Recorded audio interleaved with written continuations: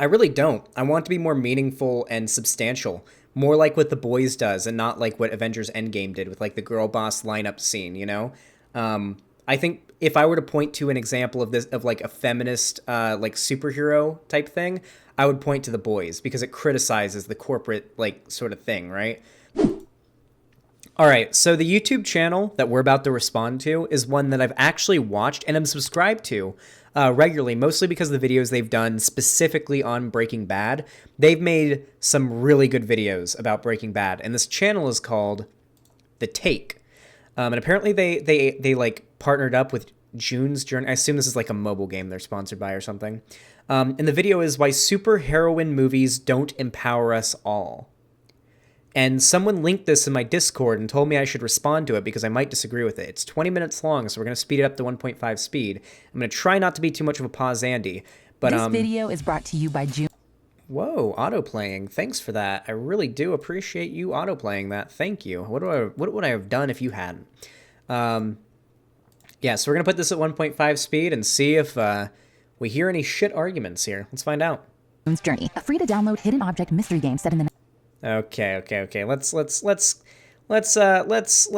skip the ad, okay? While female-led superhero films Wonder Woman, Captain Marvel, and Black Widow are all tales of empowerment. In that way, they're a departure from many older female superhero films such as Catwoman and Elektra, or even Black Widow's early MCU appearances, all of which relied more on sexy aesthetics than a dynamic narrative. She is potentially a very expensive sexual harassment lawsuit if you keep ogling her like that. But how deep or nuanced is the picture of female empowerment presented by movies' biggest superheroines? All right. I actually, like, lost my shit laughing when I saw that scene for the first time. I watched Iron Man 2, I think that was. I watched Iron Man 2 for the first time back in 2018. No, I'm not fucking kidding. I watched Iron Man 2 for the first time in 2018 because I was preparing for Infinity War. And I remember seeing that joke where, like, Pepper was like, you know, obviously you've got Black Widow. They don't know she's Black Widow yet. Like, boxing with Happy Hogan, and Pepper's like, she's a future sexual harassment lawsuit if you keep looking at her that way, and acting the way you are to Tony Stark. That was a good joke. That was a really good joke.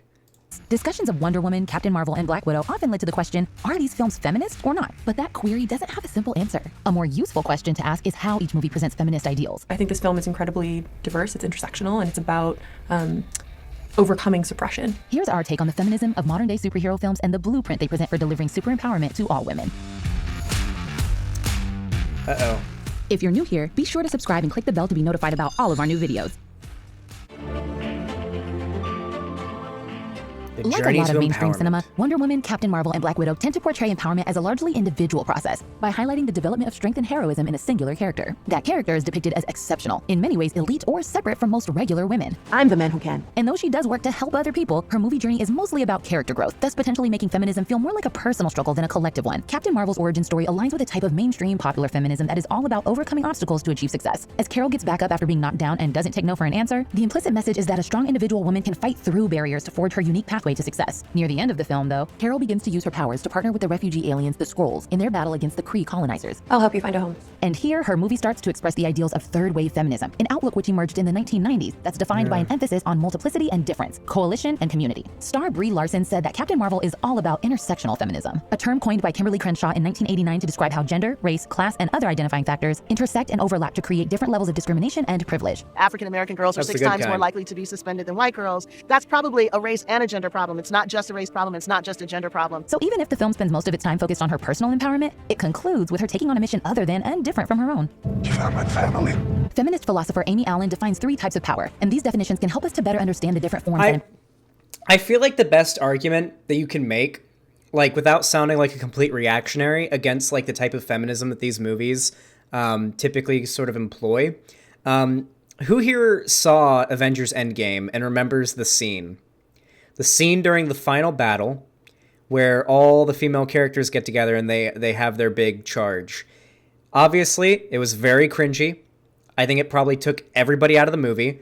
It was like a Game of Thrones season 8 moment where it's like all these characters were fighting in completely different places a second ago, and now they're all here and they're doing this thing that there's no story reason to be happening. It took me out of the moment. It especially took me out of the moment because I knew Like, I at that point, when I saw that scene, I was already a left-wing YouTuber, so I knew while watching that, like, well, there's the next 6 videos I'm going to be responding to at least over the next couple week or so, like the next week or so. Like I could imagine, no bullshit, the quartering, all of those geeks and gamers, all those people complaining about it the second I saw it on release day, and I saw that scene happen. But the funny thing is, and I think the thing that I want to point out that makes this sort of very corporate, sort of pandery type feminism so obvious, go back and watch that girl power scene and tell me how many characters in that lineup were the main character of their own movie. 1. And that was Captain Marvel. All the rest of them were supporting characters and even love interests to main male characters in their own movies. The only person there that could have been there that was going to have her own movie was Black Widow, but guess what? They just killed her off a couple of, like an hour or two before in the movie. So she'd been dead for like an hour, so she wasn't able to even participate in that scene. She's the only other female character who got her own movie. Besides that, I guess you could say Wanda, because she got her own show, even though that was shared with Vision, but it was really her show. But that didn't happen for a while. I just feel like it's... Would you count Wasp because it's Ant-Man and the Wasp? No. The Wasp is not her own leading character, even in Ant-Man and the Wasp, okay? She's still a side character. Ant-Man, they're the Ant-Man movies, not the Ant-Man and the Wasp movies, okay? Yeah, Ant-Man was most definitely the main character. Yeah, I just feel like that scene and that realization, when I like figured it out, I was like, oh, okay. That's what made me realize how vapid this type of sort of corporate, like, pandery type feminism is. But this isn't the criticism you'll hear from conservatives, because conservatives wouldn't make this argument. Like, the type of, like, the quartering types, they wouldn't make the argument that, they wouldn't make the argument that it's not a good scene because only one of the characters there was even their own, like, main character in their own media. They think it's bad that character was a main character. They don't want women having any, like, strong main character roles in Marvel, because whenever it happens, no matter how it's done, they always say it's some some SJW pandering every time, no matter how it's done.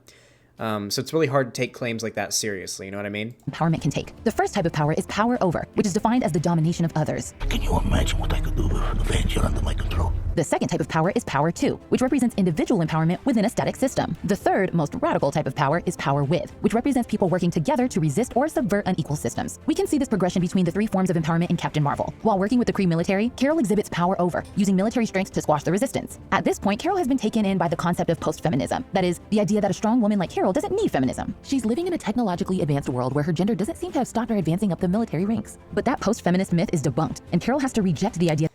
Dude, the beginning, oh my god. Like, when you think about it, like, and analyze it a little bit more, I actually kind of like Captain Marvel a little bit, like, more than I originally did. It's still certainly not even close to my favorite Marvel movie, not even, like, close to up there. But I have a bit more appreciation for it, because in the beginning of the movie, she starts as, like, a girl boss fascist. The bad guys that she was a bad guy at the beginning of the movie. She was working with the bad guys. She was a, unironically more female drone pilots, like feminist fascist type figure. And through the movie, she realizes that she's working for fascists and that's bad. And she ends up becoming like somewhat good. I don't know. I kind of liked that sort of social commentary they did, whether they meant it or not. Where literally at the beginning of the movie, she was a bad guy. And the movie's about her character arc of going from being a bad guy without realizing it to, figuring out she's been, manipulated all this time. Yeah, that feminism is no longer necessary once she realizes all the ways she has been controlled and held back. I've been fighting with one arm tied behind my back. But what happens when I'm finally set free? Carol uses power too when she defeats Yon-Rogg and the other Kree who captured her, exhibiting individual empowerment. I have nothing to prove to you. But then, near the end of the film, as Carol begins to use her powers in conjunction with others in need, this represents the start of a power with mindset. We just want home. You and I lost everything at the hands of the Kree. While Captain Marvel ends with these third and fourth wave feminist values, Wonder Woman follows the opposite trajectory. It starts by depicting a third wave feminist utopia through Diana's life on Themyscira, where her fellow Amazon women have raised her with exceptional self-sufficiency, confidence, fighting skills, What did these women wear into battle? and never to experience shame or insecurity. In this God, most DC movies suck so much shit. Also, is he wearing an Iron Cross? Wasn't this character like with the Allied powers? Why is he wearing an Iron Cross here? Was he? I guess he was dressed as a Nazi because he was like a spy, if I remember correctly. He was undercover. Oh yeah, he was a spy. Okay, I remember. Yeah, I think Shazam was cool, and I think the new Suicide Squad I heard was good, and I think the Snyder Cut was okay. But I really don't like the DC movies. Like, besides, like, the old Batman movies, like, those were good. Like, the older ones from, like, a decade ago at this point, and before. But, like, the more recent, like, DCEU movies are so goddamn awful. I really can't stand them. Marvel's so much better. Opening, the Amazons wield their strength in a power with capacity, working together for collective empowerment as they protect themselves from men. However, Wonder Woman actually moves away from explicitly feminist ideas as the film goes on. In the end, when Diana fights her nemesis Ares at the height of her power, she is totally alone, separated from her community of Amazons. She displays power over in this final showdown, dominating Ares, goodbye, brother, and fighting on behalf of humanity rather than with them. Black Widow builds on Captain Marvel's model and likewise moves toward a power with ending. It goes even further in attempting to make a feminist point about broader systemic oppression. When Natasha Romanoff and her sister Black Widow Yelena Belova conclude their story by literally destroying the system that has harmed them so much, simultaneously freeing others from its control. All right, hot take. So, actually, not a hot take. Completely correct take. All right, hear me out. Hear me out, chat. All right, I need you to hear me out right now, okay? Sister Black Widow Hold on. Yelena Belova. She is way hotter, okay, than Scarlett Johansson, okay? Yelena, the blonde lady. I don't know who the actress that plays her. I think she was the same. I think she played the main character in Midsummer too. Way hotter than Scarlett Johansson. All right, I'm gonna be completely honest. Way hotter. All right, no, true. Yeah, it's true. No, that's pretty fucking true. That's true. True. Pretty fucking true. It's pretty fucking true. They're both hot. No, they're both hot, but I mean, bruh. All right, brah.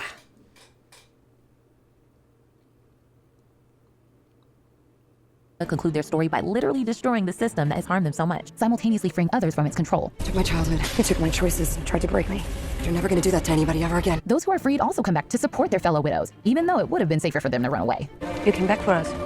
We need to be honest, Abby. In different ways, Captain Marvel, Wonder Woman, and Black Widow all put forward the idea that empowerment comes through knowledge. She's the hottest one, though, on the left. No. So much you do not understand. In Captain Marvel, that's self-knowledge. My name is Carol. Carol starts out already powerful, but she can't access her powers and become fully empowered until she learns who she really is, battling the loss of her history, memory, and identity. Meanwhile, at the start of Wonder Woman, Diana is already in full control of her powers, but like Carol, she must learn more about herself in order to become an empowered hero. In Black Widow, Natasha learns more about her family and the role they've all played in the Red Room, which in turn gives her the knowledge to destroy the Red Room and make peace with her past. So, in different forms, all three films embrace the maxim that knowledge is power and illuminate tactics of disempowering women by depriving them of education or a sense of identity. You stole me from my home, my family, my friends. Like Carol and Diana, Natasha begins her solo movie already physically empowered after a lifetime of training to be a super spy and assassin, even if she doesn't actually have superpowers like the other two. Natasha's isn't even an origin story since she's already an Avenger. The focus is on her achieving emotional catharsis, Sonny, my mom and Kaya sister. which will lead her to become a better hero and Avenger. But since Natasha's story was already finished through her death in Avengers Endgame, the impact of her emotional empowerment is limited. In fact, the more dramatic empowerment story in Black... Yeah, dude, like... God, it feels so weird that they made that Black Widow got her own movie after she was already dead. Like, I do like how they tied in its relevance at the end to, like, what's going on now. But, God, it would have been nice for that movie to happen, like, if they could have done that movie in between, like, right before, like, somewhere between Black Panther and Infinity War would have been a good time to have that movie, I feel like. But without this scene, though. This scene at the end only really makes sense now. It would make absolutely no sense back right before Infinity War came out. It would make no fucking sense. That post-credits scene with the Yelena and the... What's her name? Lady? With the purple hair. I don't think we even know her name yet. But yeah. God, this chair is getting squeaky. Can you guys hear that shit? Like every time I... Can you guys hear all that? Weird. Black Widow focuses on the younger generation of women in the MCU, especially Yelena's journey. I've never had control over my own life before, and now I do. I want to do things. Even though Black Widow and Captain Marvel end on a power with note, it's worth noting that much of their screen time is still on power too, or individual empowerment, prioritizing choice and individuality, fighting and overcoming obstacles. If no one else will defend the world from Ares, then I must. and finding oneself. So they don't really go all the way toward depicting with depth what kind of collective empowerment might look like. Even within Black Widow's story of destroying the Red Room, most of the Black Widows don't actually have a voice. Overall, our heroes are still individuals operating primarily on the symbolic level. It's about what you believe, and I believe in love. Next up, how these superheroes fight sexism. But first, I want to take a moment to highlight the sponsor of this video. No! No. No. Diana, Carol, and Natasha are all super women living in a man's world, often explicitly fighting against the forces of sexism. Carol's empowerment journey is directly linked to overcoming sexism. She grows up being discouraged by her sexist father, then joins the Air Force where women aren't allowed to fly combat missions and are constantly looked down on by their male peers. You do know why they call it cockpit. By the end, Carol has learned from her history of dealing with sexism, and this knowledge and experience powers her in the final battle. Black Widow presents much darker and more extreme examples of female oppression. The Red Room, the organization that trains Natasha to be an assassin from her early childhood, takes little girls from their families in the hopes of making them elite killers known as widows, murdering those who don't make the cut, and forcing hysterectomies on those who do. Unfortunately, these storylines parallel the all too real problems of human trafficking of young girls and fights over women's reproductive rights. The greater point underlined here is that in this world, and still too often in our, I think Black Widow actually did having like a feminist theme way better than Captain Marvel could have ever done it. I feel like that scene, if you've seen the movie, that scene where she's in like the room with the big bad guy, I forget his name is, Chekhov, I don't fucking know what his name was. The big Russian dude, and he's like this really creepy kind of dude. You know, a character that I feel like also kind of embodied that like really creepy, powerful, like, oh fuck, if he like raped me, I would have no ability to like seek justice for that because this dude's so powerful and he's so fucking creepy, would be the first ever Marvel villain that we ever got in Iron Man 1. What was his name? I can't remember what his name was. The bald dude. What was his name? Fuck, I can't remember his name right now. He started out as being kind of a good guy in the beginning, and then, you know, he betrayed Tony. Obadiah Stane. Yeah, Obadiah Stane. Yeah, Ironmonger. Yeah, he was like, I feel like that movie, if you made Iron Man a woman in that movie, that would have been a good, like, kind of feministy movie, I think, unironically. Just because, like, I feel like that's what we got in Black Widow, because they have a very similar feel. Like, Obadiah Stane was like this, you know, kind of grody, kind of getting in your personal space because he knows you can't do anything about it, creepy fucking dude, the kind of guy you know plays grab ass at the fucking office and sexually harasses all these women. You know that's the kind of guy he is. And that was the villain of the first ever Marvel movie. Yeah, he like paralyzes Iron Man, gets in his face, and he's like breaking his like boundaries and stuff like that. He does that all the time, even before he's a bad guy. Yeah, that's like, yeah, Blizzard, like a Blizzard CEO, you know what I mean? And they had like a similar thing with that in Black Widow, and I feel like it wasn't super in your face about like, yeah, there's sort of a statement being made here, but you could kind of pick up on it. That's how I like it done. You don't want it to be so overt that it's like, no matter what message a movie's trying to send, even if it's positive, when it's so self-congratulatory and in your face like Captain Marvel was, it's always going to be cringy, even if you agree with the message. But if it's like, for example, Breaking Bad, the entire story almost is a critique of toxic masculinity. Think about it for a minute. You probably know it now because you saw like the trending Twitter post about the guy saying Breaking Bad is the last soy-free show ever, and the clip of Gus saying a man provides for his family, yada yada. That was the villain hyping up the main character to do something bad. It was a critique of capitalism, the way our country's run, and to a large degree, toxic masculinity. But people love Breaking Bad, and you don't see conservatives ringing about it because it was subtle, but it was still there. And it sort of planted the seeds about how this ideology is bad. You know what I mean? No, it's about drugs bad and police good. Yeah, all right.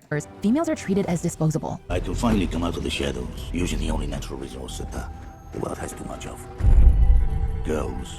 Captain Marvel and Black Widow both illustrate the popular feminist connection between injury and capacity, which feminist scholar Sarah Benet Weiser argues is one of the defining characteristics of popular feminism. Feminist campaigns working to build confidence in girls and women often define female empowerment as the process of overcoming injury to achieve full capacity. But while this type of feminism is meant to inspire and empower women, it can again focus on individual resilience while leaving oppressive structures intact. Try, fail, learn, keep going, #like a girl. And can even inadvertently suggest that hardship is good for a woman's potential. Carol has been injured in many ways. The loss of...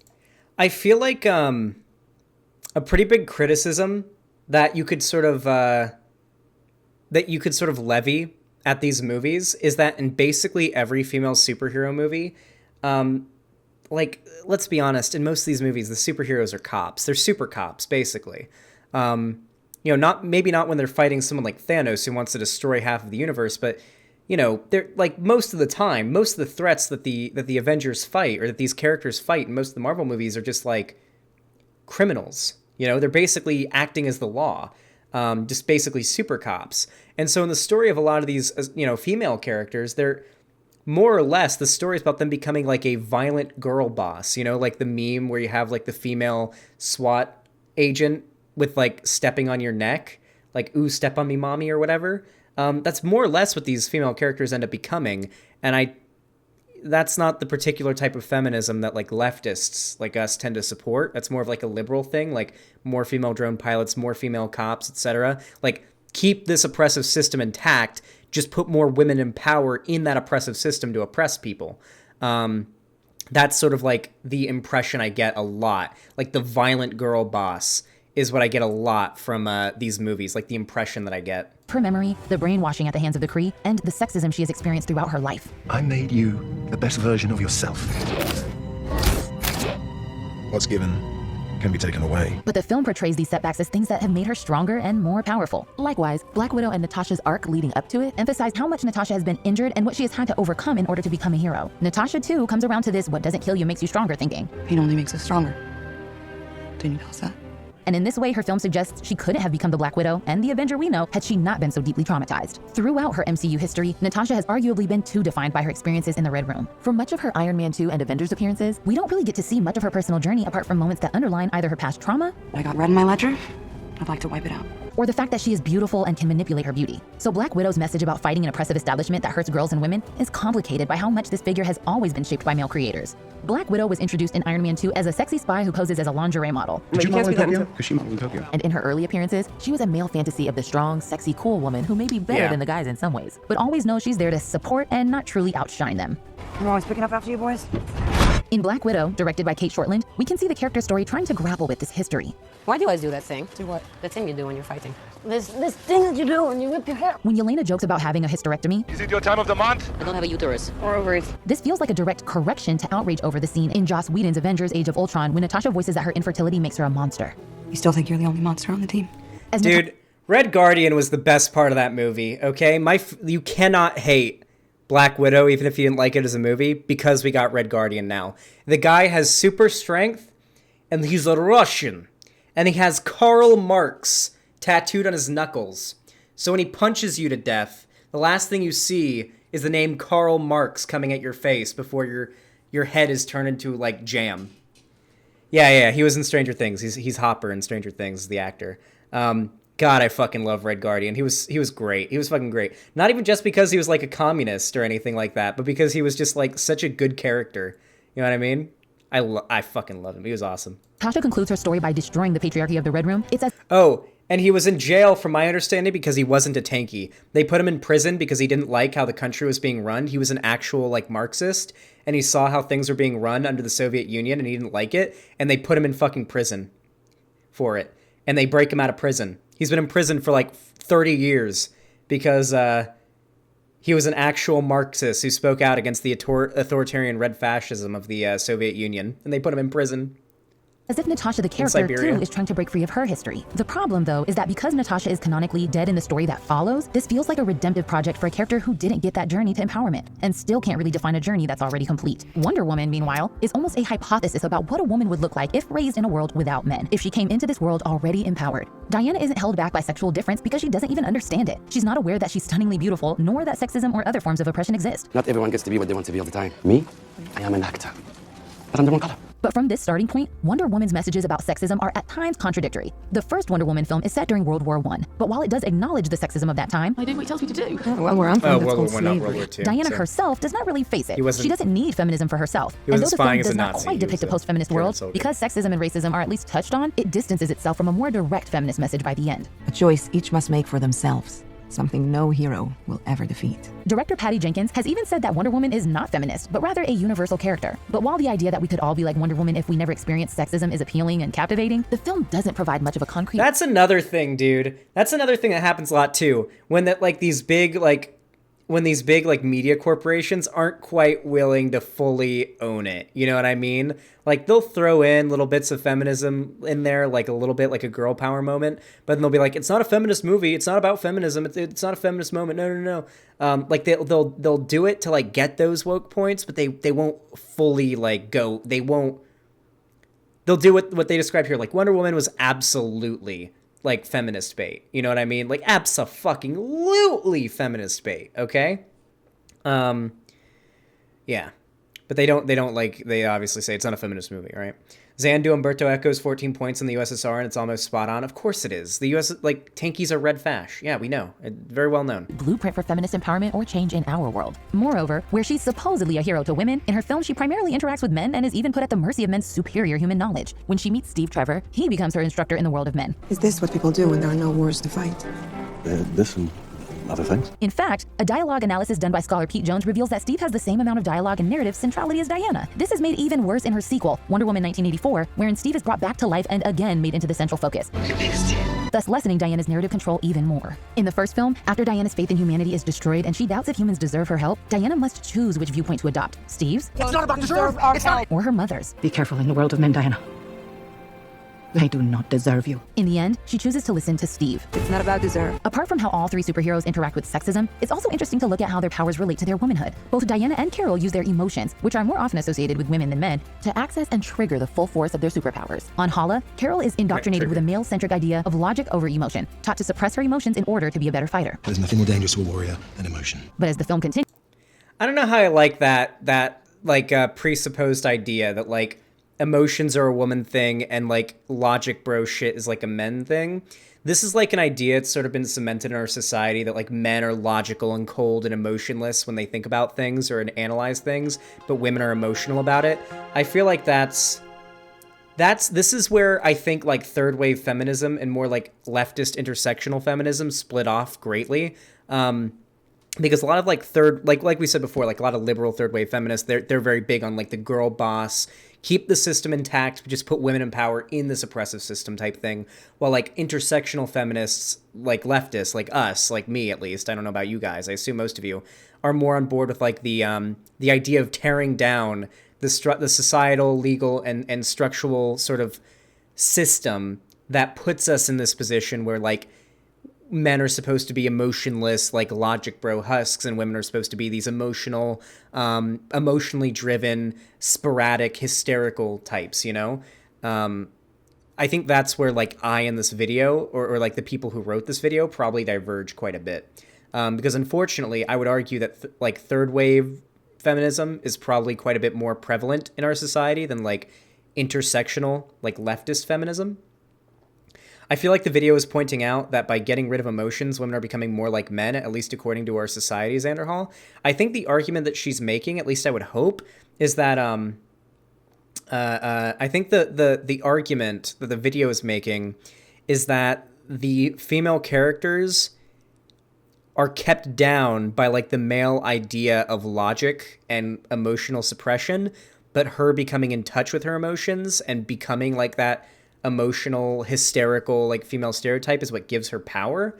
That's the impression I get from both the movie and the point that they're making here. Carol learns that her emotions are the key to her power. Wonder Woman has always been a notable superhero figure for embodying traditionally feminine ideals like the power of love to save humankind. Only love can truly save the world. Natasha, in many ways, fits a more traditionally male idea of strength. Her power or heroism is not typically connected to her womanhood, except in that, as we've seen, she's been defined by the misogynistic trauma she has faced, like her hysterectomy. They sterilize you. One less thing to worry about.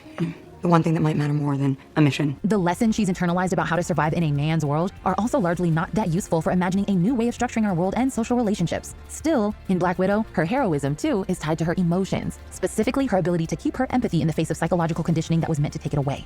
Tell me, how did you keep your heart? Both Captain Marvel and Black Widow also center the protagonist's relationship with another woman, emphasizing the significance of female friendship and sisterhood in women's lives and success. Carol's best friend, Maria Rambeau, the person who knows her best in the world, is Carol's anchor to her past and her real identity. You were Carol then. universe. And Maria reminds her, and implicitly all women, that empowerment is not actually dependent on having superpowers. And you were the most powerful person I knew, way before you could shoot fire from your fists. Superhero movies do tend to present a fairly generic narrative of empowerment. The series The Boys sends up this trend through its fictional Girls Get It Done superhero promo campaign, which underlines how I think The Boys is like the best. Like, I'm gonna be honest, The Boys is probably the best bit of superhero media out there. I know it's sort of like a soy-faced take a little bit, but like, The Boys does a really good job of criticizing this in a meaningful way. That's not some like unironically. Like, listen, I'm like a you know, degenerate online, like terminally online, like leftist progressive type who's very, very into politics. And when I see like most shows and movies try to like even South Park try to parody modern day political shit, it's so off base and out of touch that I can't help but cringe my eyes out. But when I watched The Boys, they had like multiple points in there that were like things that I would expect someone like me or Vosh to make fun of on Twitter. Those were the jokes that you'd expect like someone like me or Vosh or something to make a joke about on Twitter on my stream. There was a scene in The Boys where they try to do because the idea of The Boys is there's a company called Vought that like created a serum that gives people superpowers, but only really works if you give it to babies. So they like illegally gave a bunch of babies superpowers and were like, oh, look, now there's superheroes in the world. Wow. Well, we can act as a company that helps manage you guys and helps you give you the resources to do your job and help you become famous. And so that's what they did. And this company sort of like, they gave a bunch of babies superpowers, and when they grew up, they sort of inducted them into this like social media corporate campaign to Vought, Vought, not Vosh. And so they like market these real life superheroes. They don't actually do any real crime fighting for the most part. It's usually all staged, and they make like, they have their own like MCU type thing with these real superheroes in their own like movies and stuff. They run different branded like stuff, like, you know, meals, everything's like branded with them and everything. And they want to do like a movie and take advantage of some like girl power stuff. And one of the superheroes in the Seven, like the Avengers of this world or the Justice League of this world, is a lesbian or is bi, and she has an ex-girlfriend that they're not talking anymore. But they end up catching up, and the company ends up finding out about it and ends up pushing them as a couple so that they can do sort of like an LGBT pandering type thing. And that was a whole arc in the show, and it was done well. They also had like Stormfront and who's a Nazi, like literally, like she was a Nazi, like back in the day. They had Stormfront and Homelander literally doing like a Trump and Steve Bannon type thing, where like they're radicalizing people to the far right through their like rhetoric. And there's literally an entire opening to an episode where this like fat neckbeard kid is listening to like Their World's Alex Jones and the speeches from Stormfront oh, by the way, Stormfront, problematic duo. Okay, I'm just saying, Stormfront is a problematic duo if I've ever seen one, okay? Stormfront and Homelander are like, he's getting like radicalized, and it's like a clip show of him waking up every day and going to work until eventually he ends up shooting, you know, some like brown store owner because he thinks he's like a terrorist, like supervillain, because like the company's juicing up terrorists with superpowers to like sort of radicalize the country into nationalism, and in supporting like the superheroes serving in the U.S. military to fight terrorism. Very good show. Surprisingly prescient political like commentary that doesn't like make you cringe because it feels really out of touch. It feels like the show feels like it was written by 21-year-olds that watch my videos. That's how it feels. The show it like was made, and like who wrote it, unironically. Girl power used to sell female superhero characters can often be glib, superficial, and a little boring. Don't worry.